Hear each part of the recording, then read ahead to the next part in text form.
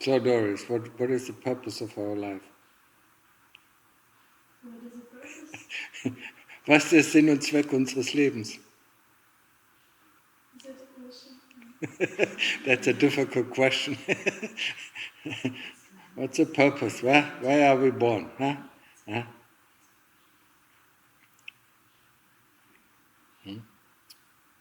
It's a good question, huh? Why are we born? What's the purpose of our life? Huh? When we look at around us, they grow up, huh? They learn to walk, they learn to talk, then they go to school, learn to think. Huh? Once they have finished learning this, then they study, or find a profession, then they work, until they are tired, huh? Then they get retired, and then they die. You understand? เข้าใจไหม? So where's the fun in all this? Huh? Why do we want, one life after the other? We can't get enough. Huh?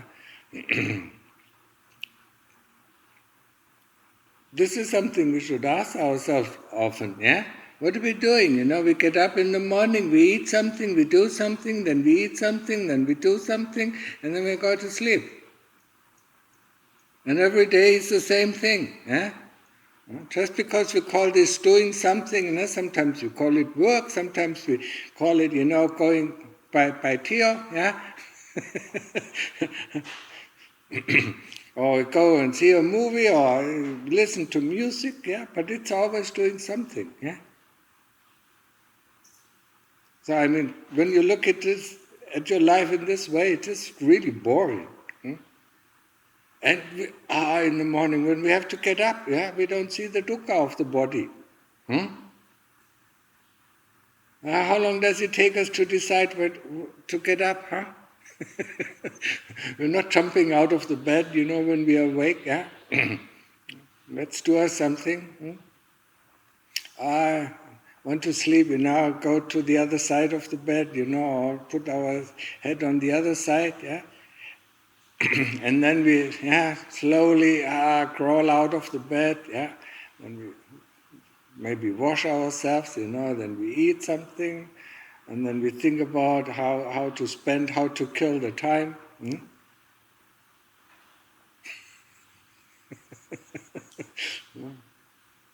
ขาเวลาให้ตาย เพราะว่าของเราก็มีเวลาเหลือเฟือไอ้เดี๋ยวนี้คนไทยหายไปไหนหมดมีกี่เดือนอยู่ไหน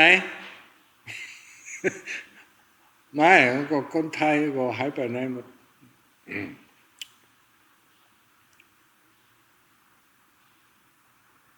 We should reflect about this quite often, and then think about something that is important in our life. No matter,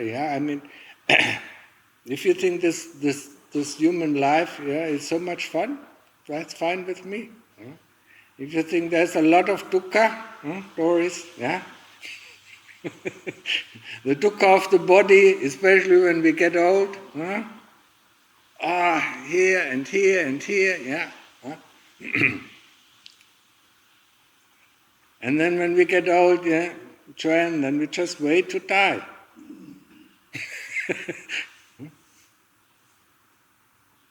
And when we die, we look for another body because we thought it is so much fun.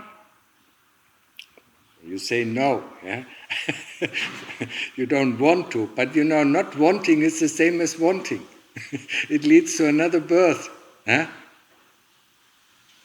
is, we have to understand that, we have to grasp the meaning of it. Just not wanting another body. Of course, when we grow old, we see, we don't want another body, we don't want another life. But that not wanting is also grasping.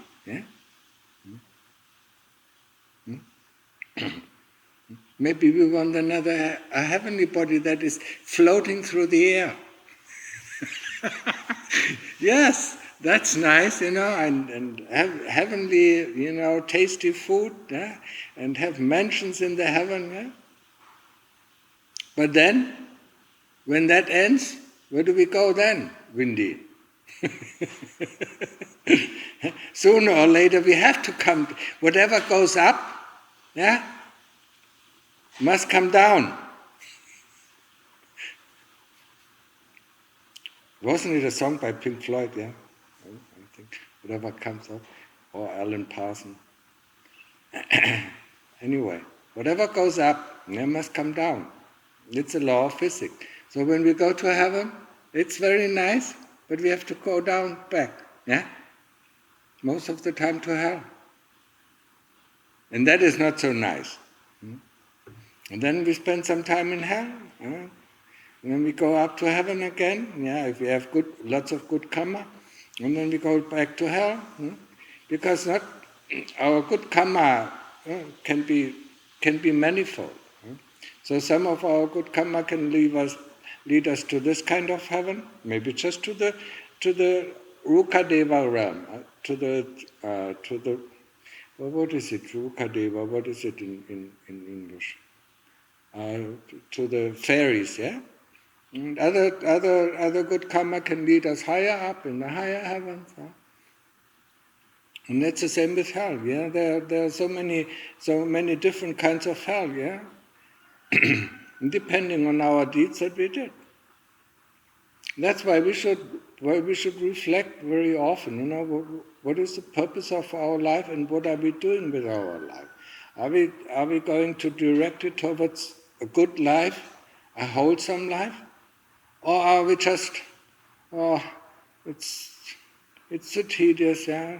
Just go ahead and do the things that we are doing. Don't think about it. Our neighbors, do the same thing. Okay, let's do the same thing. Yeah? Our friends, our family, our relatives, they all get up in the morning, go to work. In the evening they come home. Cook themselves a meal. And then go in front of the TV and then go to bed. And that's the normal life of the normal person.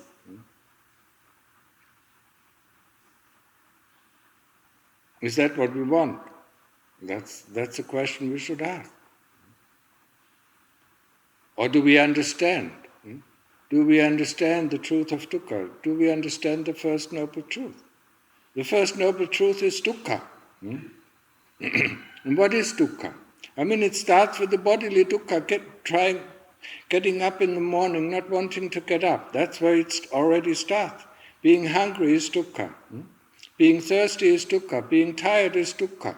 That's all the dukkha from the body. And every day we experience it. But we have a way around it. So when we're tired, we go to sleep. When we're hungry, we eat something. And when we're thirsty, we drink something. And when the body position is not painful or becomes painful, then we move. Then we change our position. But we cannot sit there for 24 hours in the same position. We cannot stand there for 24 hours in the same position. We cannot even lie down for 24 hours in the same position. We have to move this body constantly around. It needs movement.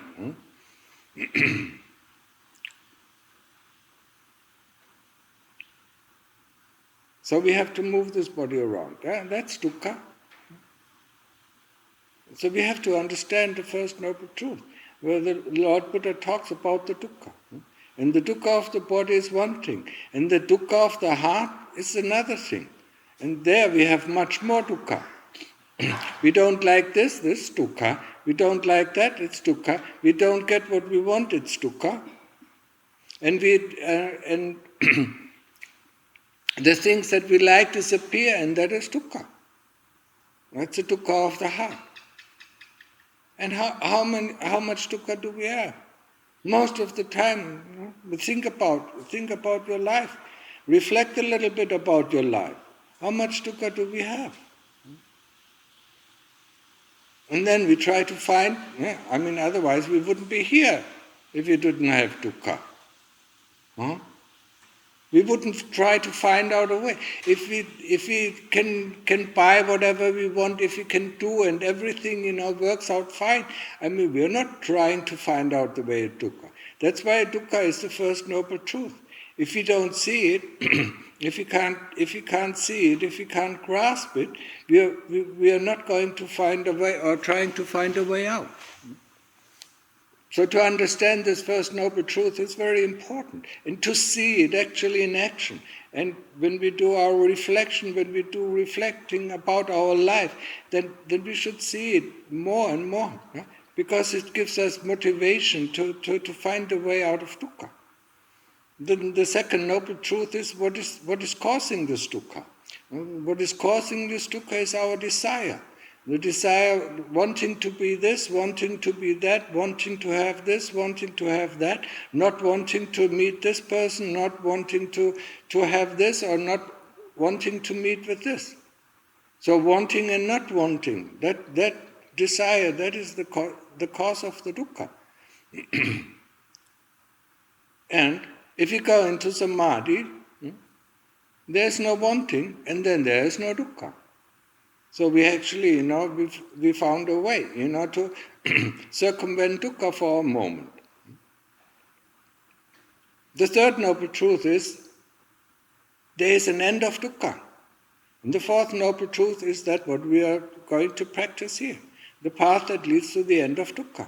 And it starts with sila, samadhi, and panya, the three columns. Sila, morality, or the 5 precepts.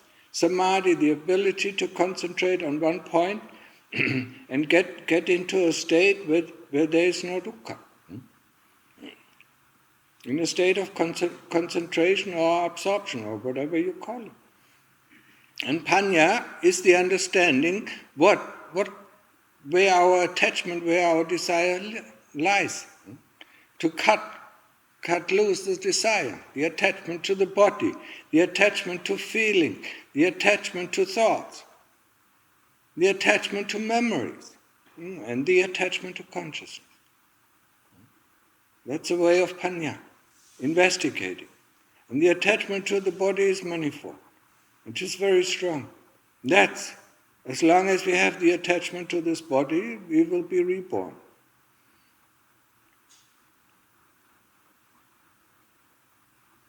And this is something we have to understand. But if you want to go the path, if you want to go this path, the fourth Noble Truth, the path that leads to the end of dukkha, then we also need some prerequisites that are not normally mentioned. Because in Thailand, there is no need to mention it, because normally the people are born with it. They are born with a certain amount of generosity. They are taught, respect towards older people, elderly people, respect towards their parents, respect towards their teacher. When we come from the West, it's not taught anymore. We grow up with 15 and then we think we are the king. And we don't respect people. That is outmoded. Yeah, old people. What do you know? I know. I have Google. I know everything. Yeah. I mean, remembering my old days when I was young, when I was 14, 15, going to school in a bus, when an elderly person came and there was no seat, you had to get up. If you didn't get up, people, were looking at you and punishing you. Yeah, no matter if it were young people or elderly people. Nowadays, when you get in a bus, nobody cares. Yeah? I mean that is the loss of respect, and it is important. This generosity, respect, and especially also the gratitude, being grateful that our parents took care of us. We are not grateful anymore. We want. Yeah? I mean, even Lumta Mahabodh, 20 or 30 years ago, talked about the loss of gratitude from children towards their parents. Maybe he heard it. Maybe he said, they're going to put their parents in front of the courthouse because they don't get enough. That's not gratitude anymore. And we do that, Some children sue their parents, because they can't go to university. That's terrible. That's not gratitude. Being grateful for what is given to us, yeah. What is not given to us is not, it's not our right. We don't have any rights. The only right, and listen very carefully, the only right we have is for our karma. Whatever we do unto others, that others will do unto us.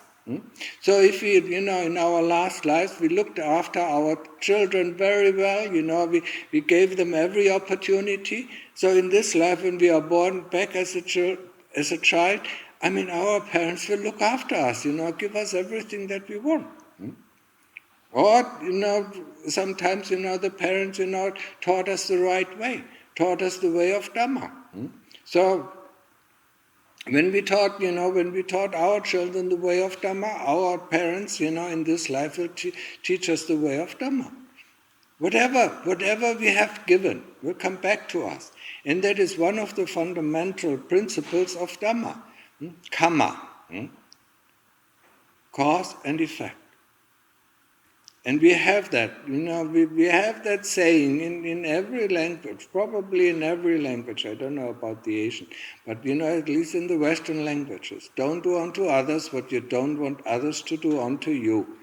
But they forget the second part of the sentence, for whatever is done unto you is what you have done unto others. And this part we leave out because we don't like it. Yeah? We don't feel comfortable. When somebody harasses us, then we don't like it. We think, this person is bad. No, it's only coming back to us because we have done that in the past. There's nothing, that comes back to us that is not of our own doing. And if we understand that, then we can live at ease. Perfectly. Okay, that's what you've done.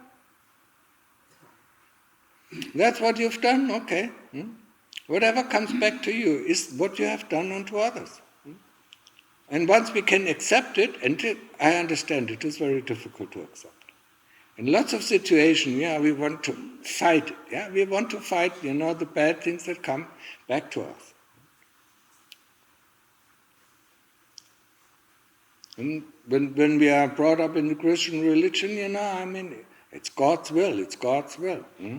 No. God has no play in that. It is our own doing.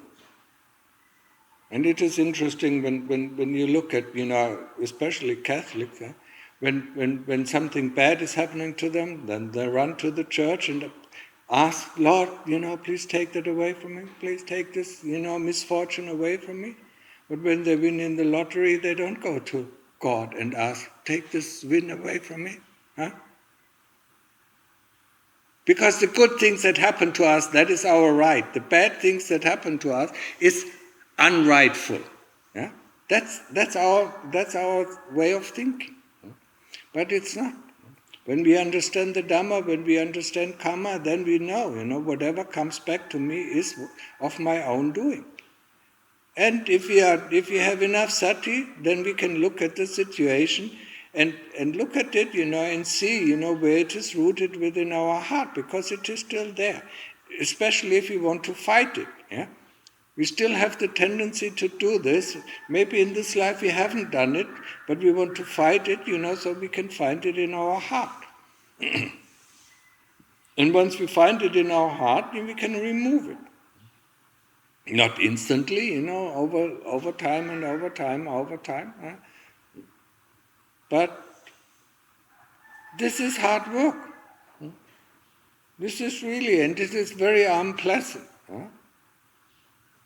No, I'm right. No, you're not right. No, I'm right. No, I'm not right. And so on. It's a fight. It's a fight against, this obnoxious kilesas who constantly tell us, it is my right, it is my, I have to have this, I have to have that, and then you have to fight it. No, nothing. So we should remember this, please do remember this, karma, and remember this, generosity. And why is it so important, generosity?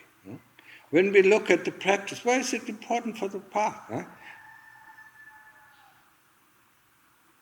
letting go of material things is much easier than to let go of views, opinions, of thoughts,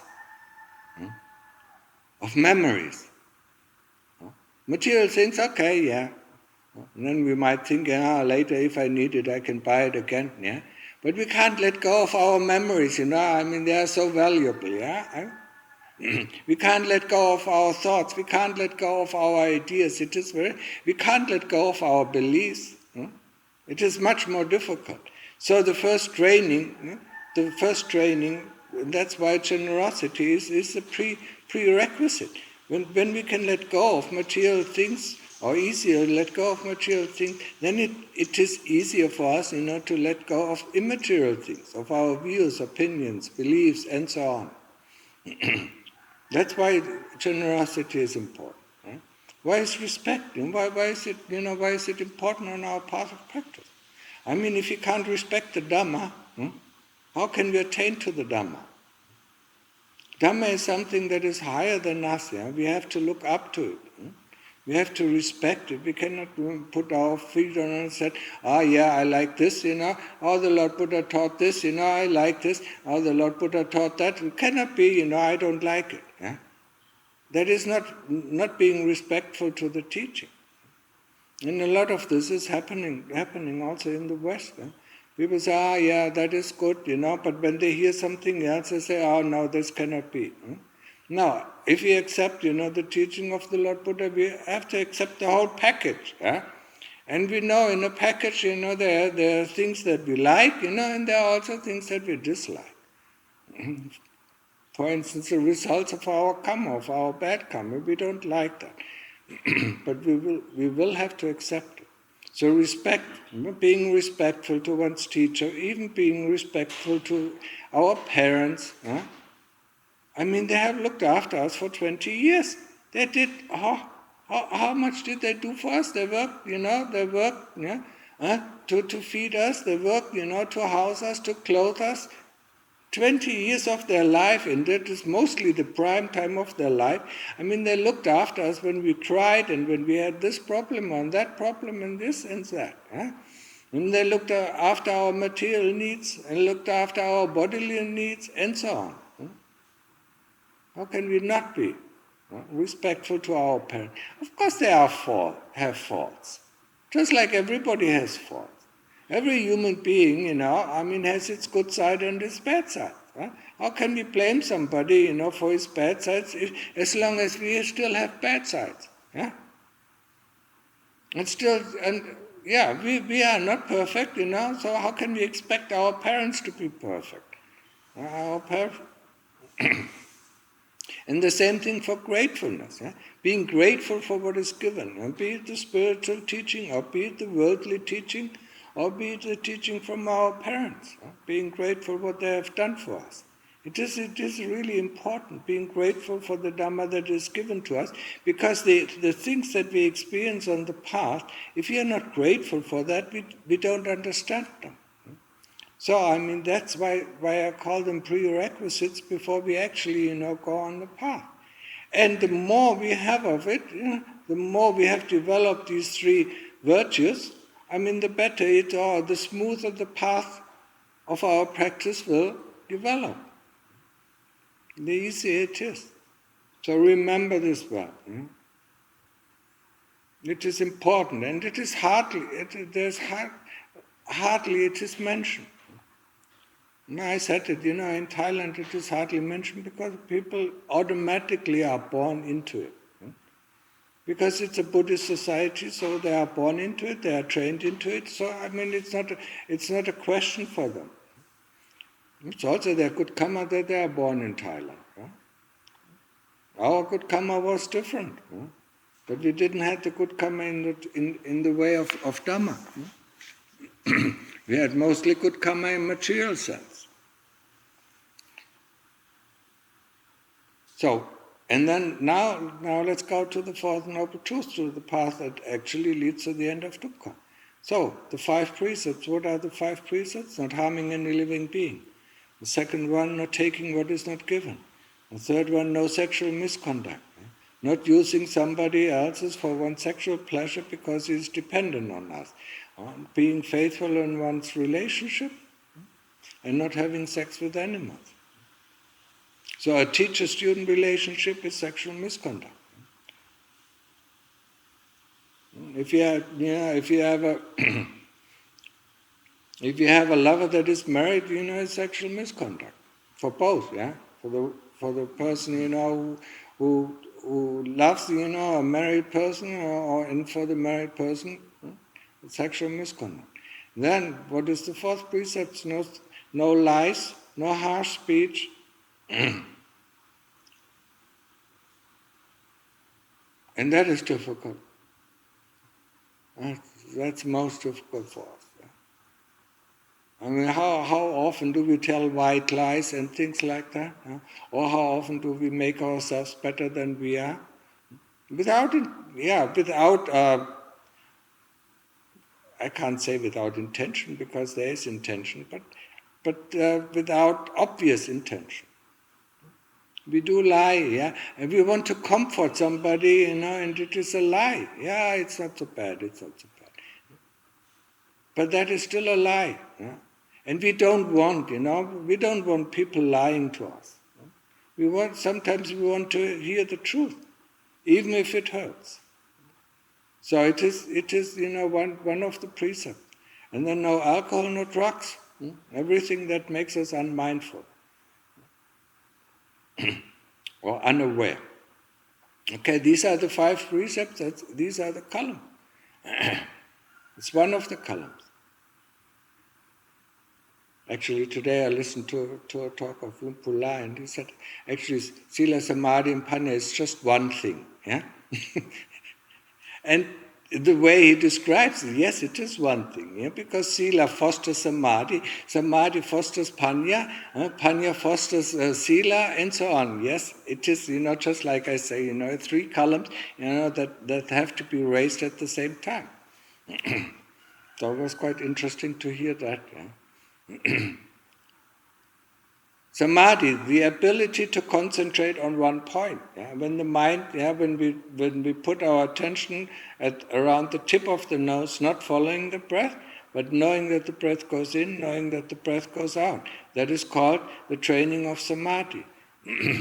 The training of Samadhi has 2 aspects. One aspect is the ability to concentrate on this one point, and the second aspect is the raising of, or the development of awareness or knowingness of the breath. How is the breath at this moment? How is the breath at the next moment? How is the breath is it calm? Is it deep? Is it shallow? Is it at the beginning? Is it at the middle? Is it at the end? All these things, that is very important. We can develop good concentration, but without developing the sati, without developing this awareness. And that's where we get stuck. We have to develop this awareness, because this awareness is just like a flashlight in a dark cellar. Then we start to see what is going on around us, or we start to see what is going on in our heart. So that is why it is really important, to differentiate, or to see the 2 aspects of the training of Samadhi.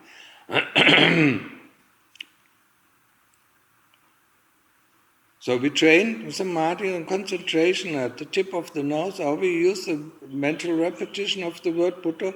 Whenever the mind goes out, we just bring it back. That's it. Don't ask yourself, why did the mind go out? Why is this thought coming? Or why is this memory coming? That's futile. That's worthless. Just bring the mind back to the Buddha, or just bring the mind back to the breath, and then continue until there is no more thoughts coming up and there is no more memories coming up. And then we experience the safe house, or Samadhi, or Upachara Samadhi, Access Samadhi, where there is no desire, and when there is no desire, for that moment, there is no dukkha. And then we see the first noble truth, and the first and the second noble truth, the cause of dukkha.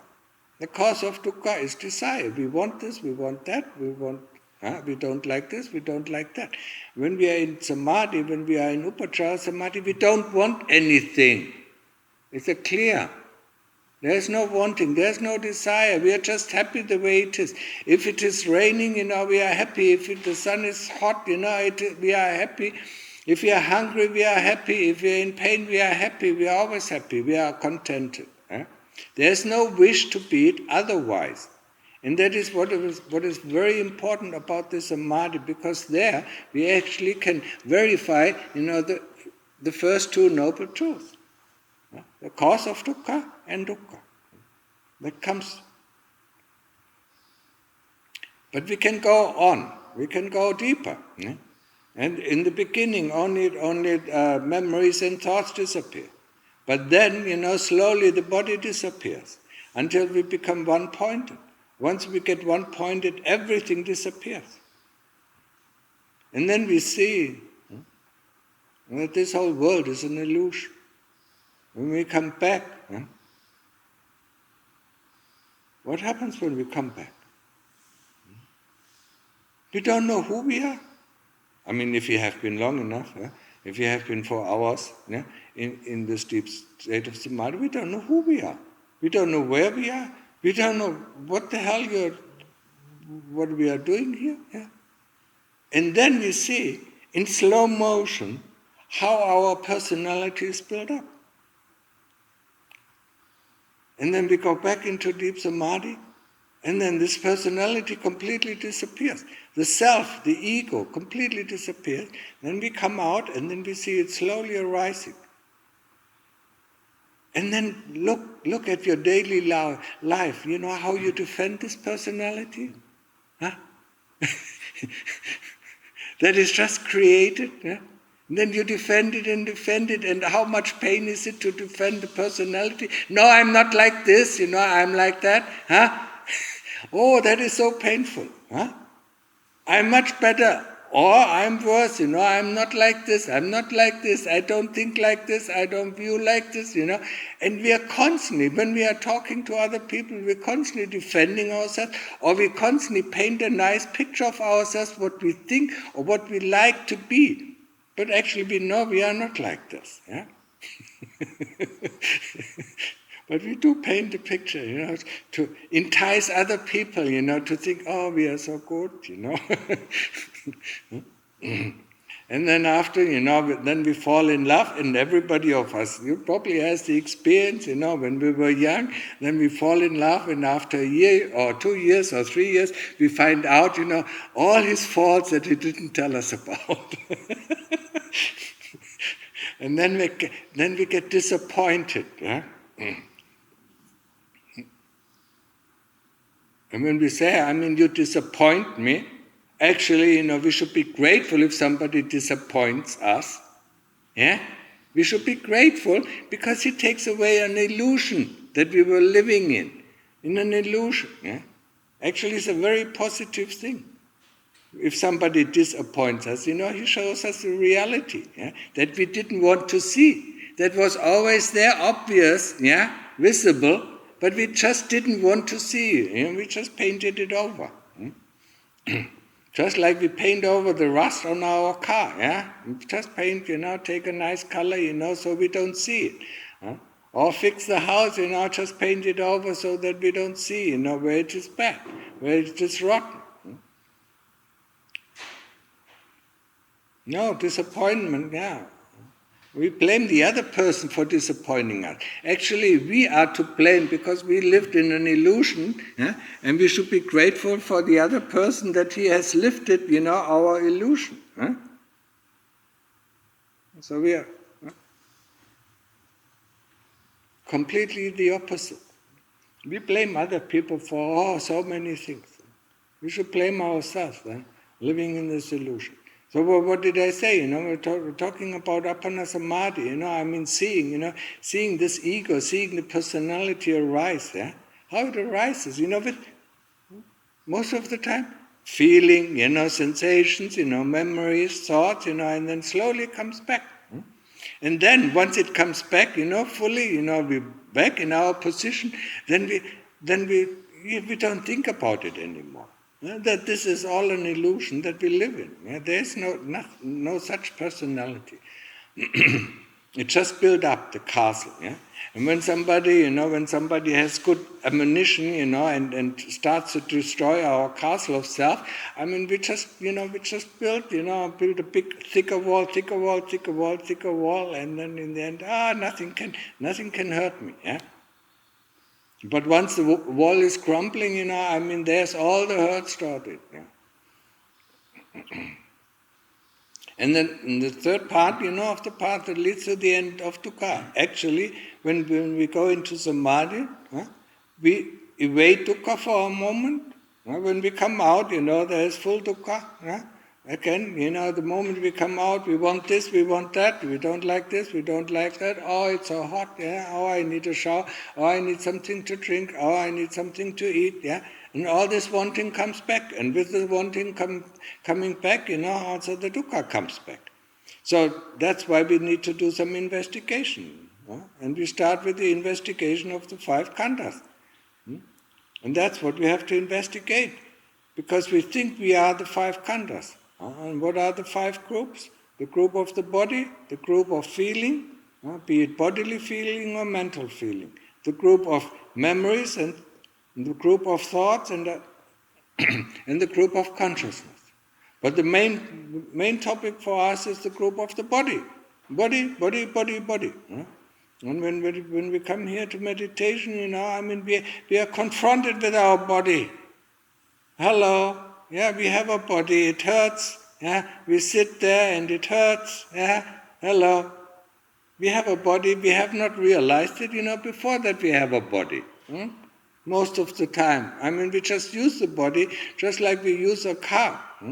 And only, if something goes wrong, then we say, hey, well, what is wrong with this body? We have a body, we live in this body. And now that we start to meditate, we feel this body. We feel it more and more and more. We feel the pain, in our body. We feel we feel the turbulence in our body, and so on and so on. And then we feel all sorts of things, and you think, oh, what is this? I have never noticed that before. This is so strange. No, it has been going on since we were born. So there's nothing strange about, the feelings that come through the body. No, what is the next? It is thoughts, short form of thought. How attached are we? We know it, when we try to do samadhi. Oh, this is a nice thought. Oh, where does this thought come from? And then we think about this, we think about that, and we think about the future, and we try together with the memory, and then we think about the past. Oh, I should have done it like this. Oh, I should have done. The past is gone. We cannot correct that past anymore. No matter how long we stay in the past, in our memories of the past, we miss the present moment. It's the same thing for the future. We paint the future, constantly paint the future. Oh, when I go home, I do it like this, I already arranged my place, my apartment, Then I have a meditation room, and then I start.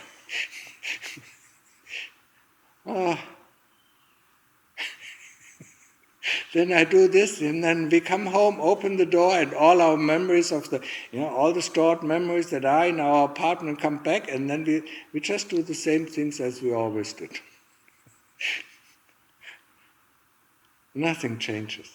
It's very difficult to change one's habits. It's very difficult to change one's conditioning. And especially, when we come home, as long as we have not opened the door, we're still full of energy, I'm going to change this, I'm going to change that. Then we open the door and then see our cat and see this and see books and see that and see that. And then, it's all gone. That's how they trick us. But the first investigation is the investigation about the body. What is the body? It's a tool. We know the car. A car, if it wants to move, it needs a driver. If the body wants to move, it needs a driver. Yeah? And the chitta is the driver of this body. The body doesn't move by itself. It needs an intention to move. And where does the intention come from? The intention comes from the chitta. It doesn't move by itself. The only thing that the body does, because it is a biological robot, I mean, it breathes automatically, and the heartbeat. That it does on its own. We don't have to control that. Everything else, it is the chitta that controls it. And when there's no more breath in the body, what we normally call death, then the chitta leaves. Just like, when our car breaks down, we can't repair it anymore. We don't bury the car, we don't invite our relatives, please, bury my car, hopefully this car will go to heaven. No. We just leave it, we see it's not usable, we bring it, or maybe we don't even bring it to the scrapper, we just leave it, on the road, wherever it broke down, and find a new car. That is something that we have to understand, and that is mostly our attachment to the body. We think we are the body, that's why we are so hurt when something happens to the body. No, we are not the body. And this is something that we can experience. We are not the body. And this is especially, we can experience it in Appana Samadhi, because then we don't have a body. Or when we are close to Appana Samadhi or deep Samadhi or one-pointedness, then we see that the body disappears. And nothing, not even, the consciousness can also disappear. So all these things can disappear. So what remains? That's the driver. What remains is the driver. Always been there. The driver doesn't die. It's only the body that dies. I give the example. Remember this. When you're born in the car, when you die in a car, when you have never gotten out of the car, how can we not believe that we are the car? So we are born in this body, we die in this body. How can we not believe that we are the body? We can investigate. We can start to investigate and see that we are not the body. Understand that we are not the body. And once we understand that we are not the body, our attachment to the body or our view is broken. And that is a very important insight. That we are not the body. We're still attached to the body, we still like a car, but we know that we are not the car because we open the door and go out and say, oh, that's a nice car, yeah. As long as it works, we use it. We can travel there, or with the body we can create this or we can create that, together with the other faculties of the body. Yeah? So, Penalai. Okay.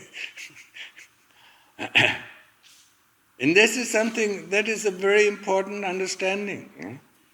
It's actually the third fetter. We have to understand we are not the body.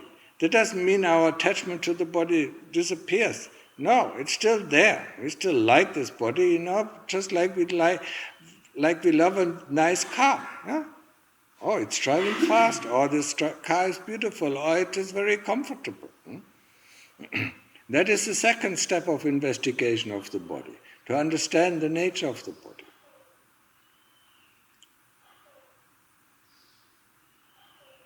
Okay? I think it's enough for today. Yeah? Now you can ask questions. Yeah, Steve is already waiting for it.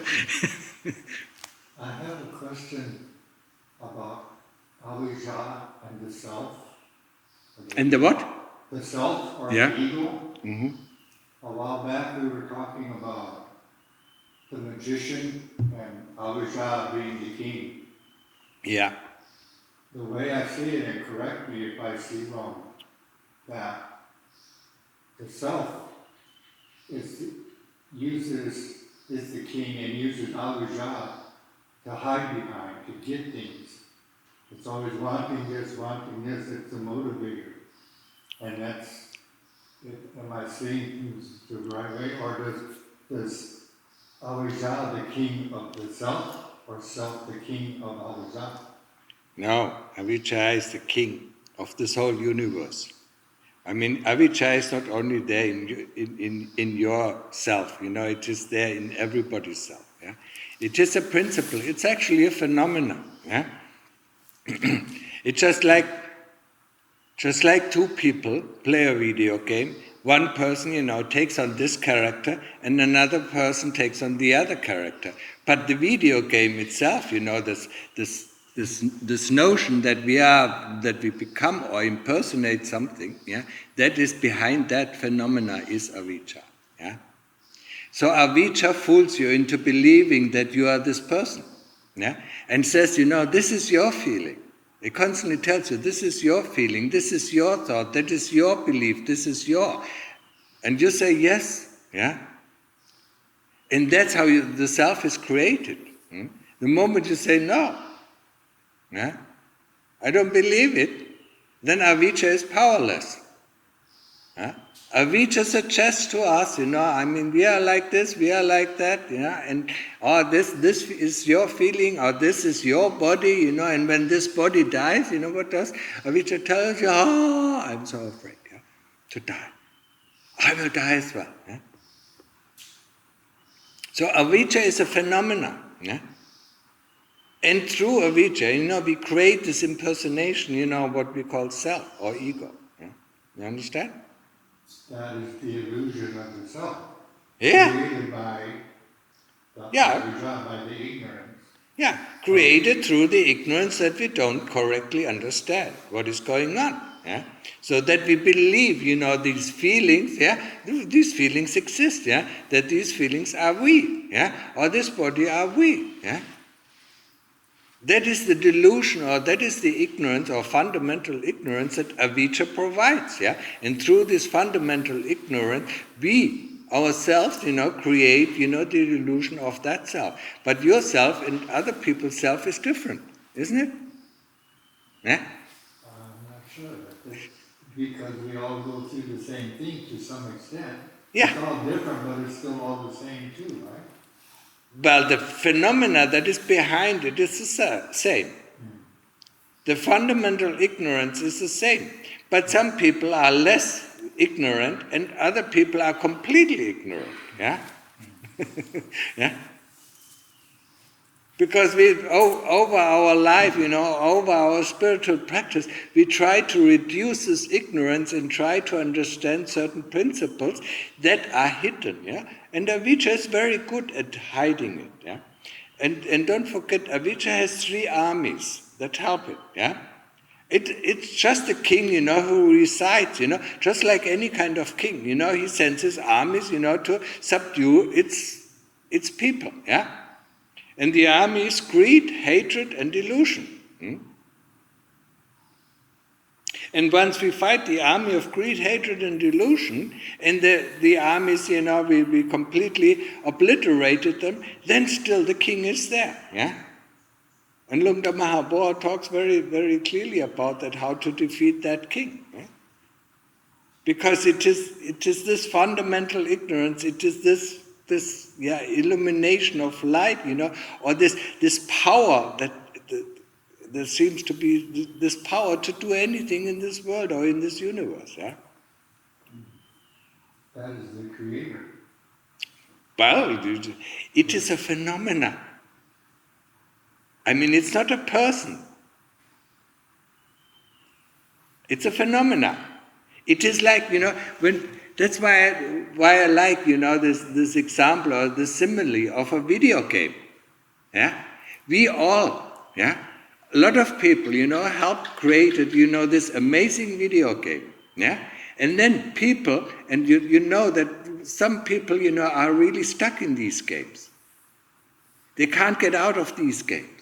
Yeah? And then we all created, this game, what we call life, yeah? And then we got stuck into it. And refined, over life and life and life and life, we refined actually these things, within this game, just like we do, when you look at the 1980 games, yeah, and then the 1990 video games, and then now the video games, I mean, they become more and more graphical, more and more refined, more and more enticing, yeah. And it is more and more difficult to withdraw from these. Just ask youngsters, who can't, who play, 16 hours, they even forget their body, 16 hours on these internet games. And that's how we got enticed. But we are actually the creators of these. Yeah? And we created these rules. And everybody has to abide by these rules. We create it Yeah. with the ignorance that we're even doing it. The ignorance is we get lost, we got lost in our own creation. That is the ignorance. Yeah, it's a phenomena. It is not a creator. Yeah? Otherwise, we really would have a problem. Yeah? We couldn't. It wouldn't be easy to overcome that. Yeah? Yeah. Now it is a phenomena. Think about it. Slowly to withdraw from this video game. Yeah? That's why I sometimes call video game called life. Yeah? And when you look at the internet, some people told me that's actually, video game called life too, or, I'm in another life where they can impersonate another person, and meet other people, just like we meet in the real life. So they go deeper and deeper and deeper into the delusion, They don't like certain things about this life, so they project themselves into another life, yeah? And they meet other people, who also project themselves into... There's no end, there's no deep, there's no end to this, yeah? Sorry, I missed the bit about the part about the king. Like, once you've defeated the three armies, Yeah. the king remains. Yes. How do you deal with the king?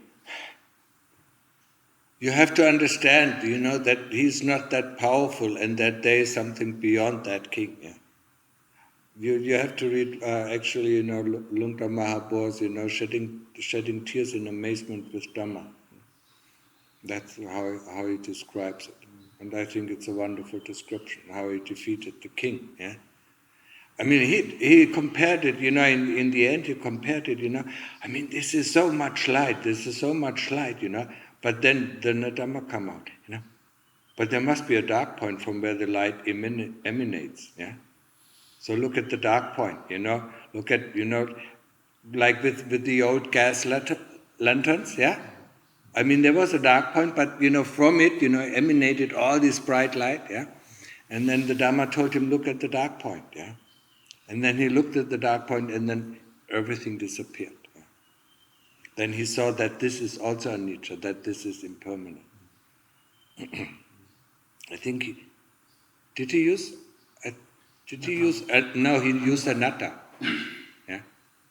He saw that this is not self, because I mean this light, I mean, he said, oh, now I'm enlightened, huh? But something is strange. Something felt strange for him, But, I mean, it was so all-powerful, but something felt strange for him. Yeah? So for 3 months, he was he was kind of looking for, something is strange, yeah? It looks like, I feel like, I'm all-powerful, but something is missing. And then, he went down, and to look at this fundamental ignorance. But in that sense, fundamental ignorance doesn't display the powerfulness of this avijja. It's all powerful. And you're so enticed by the power, by the magic of this thing, that you don't look, where it emanates from. And then once he looked at, he saw that it is also anatta. Yeah? It's not self. And then something even more amazing, appeared. Because it is just like a smoke screen, this avijja is like a smoke screen, and it becomes, the closer you come, the more fascinating it becomes. Yeah, it's a fascination in itself. And then once you go through the smoke screen, then you see reality. But have a look at the talk. Shedding tears in amazement with Dhamma. It's a wonderful talk. It's the same thing, if you want to know about the 10 fetters, in a life of inequality, the 10th talk, the supreme attainments. I have never heard anything more beautiful, how he describes all these 10 fetters, yeah? And also in the last bit, he describes a little bit about avijja, yeah? Because that is the last fetter. Okay? Another question, Steve. One at a time. I gotta let this soak in. Okay. Sadhu. I have a question. Yeah. If that is possible. I'm wondering about the right efforts and the middle way. How do they work together? I'm asking because this time in terms of hours, I meditate less than I have in previous retreats, if I may say.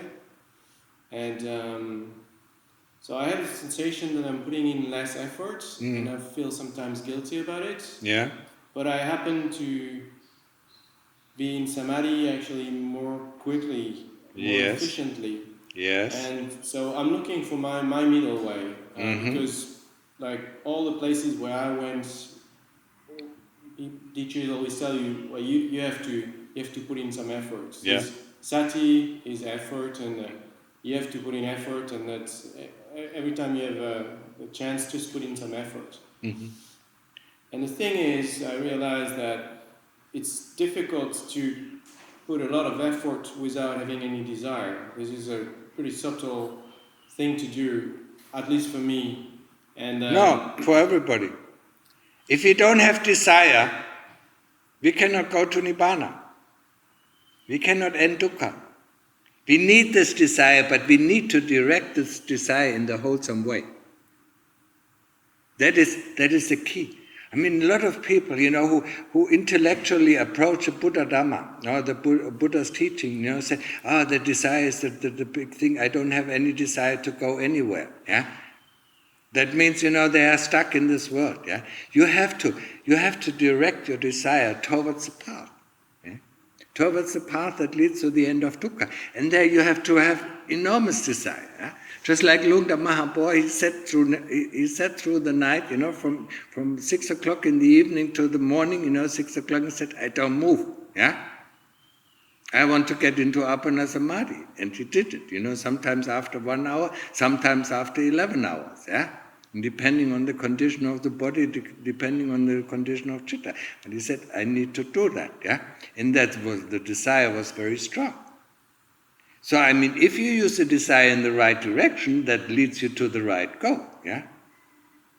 Is it still desire, or is it Yeah. intention? No, it is desire, yeah? Without desire, you don't do anything really, yeah? You can call it intention, but intention is driven by desire, yeah? Yeah, but the difference I make between, in my understanding, desire and intention is, if I have an intention, then I will put in some efforts, whatever may come out of these efforts. If I have desire, I'm expecting... That is expectations. So you mix up desire and expectations, yeah? Okay. Expectations has, if I do this, I will have this result. No, the desire is to, for instance, the desire for samadhi is, I don't want to deviate from Buddha or from the breath. Whenever I deviate, I bring the breath. That is the desire, yeah. But the expectation, is it samadhi already? It's lurking around the corner. It's lurking around the corner. Now I'm coming in. Yeah. That is expectation, and that is, of course, counterproductive. Yeah, so that's what I meant. That it's difficult to find the subtle balance between putting in a lot of effort without having an expectation. And I think my middle way is trying to find the right amount of effort where it doesn't. No, you have to find. No, I don't think this will work. You have to find a way, how to cut down on your expectation. The moment you see expectations rising, then relax, and say, no expectation. I'm just doing my work. I'm just digging the hole. Yeah.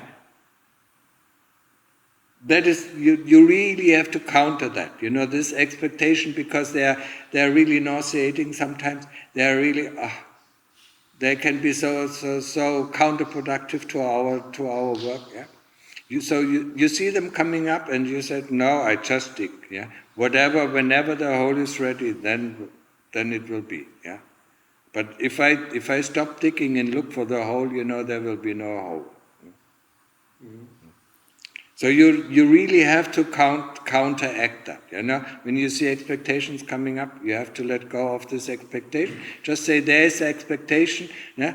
All I want to do, and rephrase it for you, all I want to do is just to dig, just to stay with my Buddha. Whatever will come out, I don't know. Yeah? And the more open I am, the faster I will actually get into it.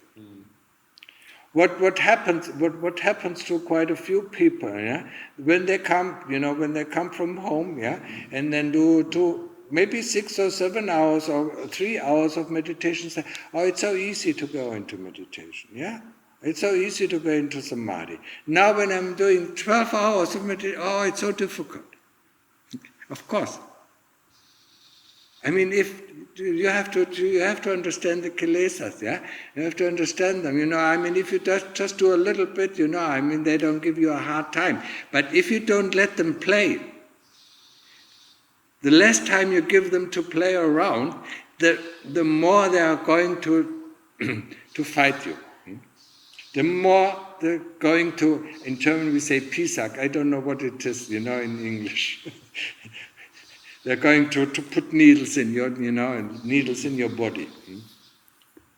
But still, so in the words of the Buddha, what is the middle way and what is the right effort then? Where does one start and the other? The right effort is the effort into the wholesomeness. Wherever you put the effort onto some developing wholesomeness, that's right effort. Yeah. Oh, it's a direction, it's not the amount. Yeah, it's not the amount, it's the direction. Yeah. Right. And how do you know whether you have the right amount? The right amount is as much as you can. Lungda said, Lungda said to the lay people, they always talk about the middle, the middle way of practice, the Majjhima Patipada. Yeah, and they all think, the middle way of practice is the middle of the cushion, they put the head on. That's not it, yeah. It is as much as you can. Yeah? So what is the middle way then? Yeah, the middle way is not going into the extreme, yeah, into the extreme of overdoing, overstressing yourself, yeah, or understressing. Yeah? The stress is created, it's not created by 18 hours. The stress is created by your expectations. You want them. You want. Yeah? You want to get into samadhi and things like that. Okay. It's a middle way. I don't go into this extreme. I'm not too lazy. But I'm not too putting too much effort. Because if I put more effort in it, it becomes hard. It actually becomes really difficult. Yeah. If you practice for 12 hours, after a while you practice for 12 hours, it's okay, yeah? But then if you want to practice for 14 hours, these last 2 hours, it's every minute, every second, it's a fight, yeah? And that is actually, it is also within the Majjhima Patipada. Yeah? It's a middle way of practice, yeah? And the fear of doing too much. I have met one monk, he said 10 hours practice is too much. 10 hours practice, yeah. That is Goenka standard, yeah. 10 hours of practice. Most of the retreats, are 10 hours practice. Yeah? Yeah, but this monk said 10 hours is too much. Yeah, I know. Yeah. He won't get anywhere. Yeah? I mean, as long as it is nice, we go into samadhi, we do some reflection, we don't really progress. Yeah? We progress only when we see these obnoxious kilesas coming up. Why did, for instance, the Lord Buddha said, we should do he gave us, the ascetic practices? Ascetic practices, yeah? Just like what we do, eating once a day, or eating from our bowl, not wearing nice clothes, or not having nice, clothes, and so on, yeah? Or going into the forest, going into a cave alone, these are ascetic practices, yeah?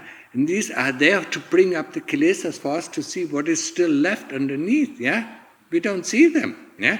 So when you practice at home, you don't see the kilesas coming up because everything is nice.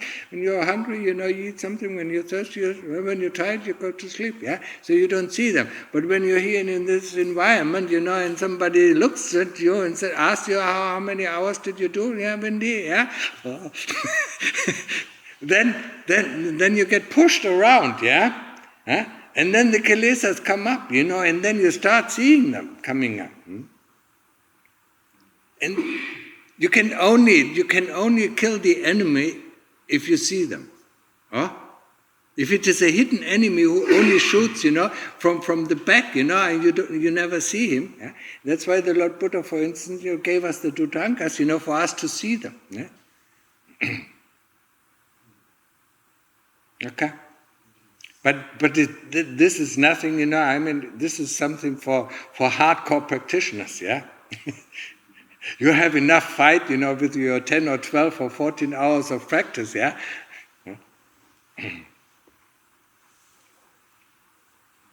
So, enough, yeah?